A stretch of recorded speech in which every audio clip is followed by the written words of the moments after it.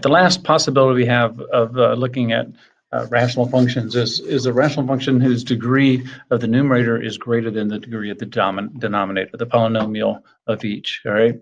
So once again, really quickly, I can find the vertical asymptotes, which is just taking vertical asymptotes. You just take the denominator, set it equal to 0. That's your vertical asymptote. And we'll find that x equals 1 here. And over here, we find that we can find the y-intercept by putting in a 0 for all the x's, and you get 1 over -1, or the y-intercept is -1. And x-intercept, we can sometimes do long division, or we can factor and all that kind of stuff, or we can just pick it off the graph in this instance. I believe it's about -0.26. All right, I'm going to charge on with my long division just to see what might happen if I were to do long division. Maybe I'll get lucky and not have a remainder, but in this case, I did have a remainder of 2.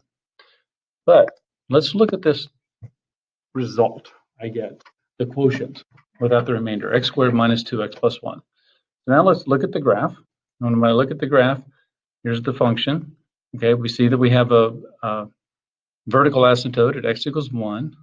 We have a y-intercept at -1, and we have an x-intercept at 0.26. But when we roll out, we see that the asymptotes, they're not linear, all right? And it's not even a slant or a line or something, certainly a quadratic.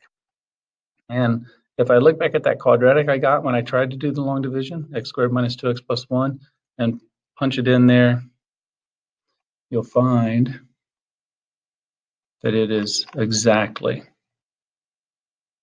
right? It is exactly the shape of the asymptote from before, right? If I go back and forth.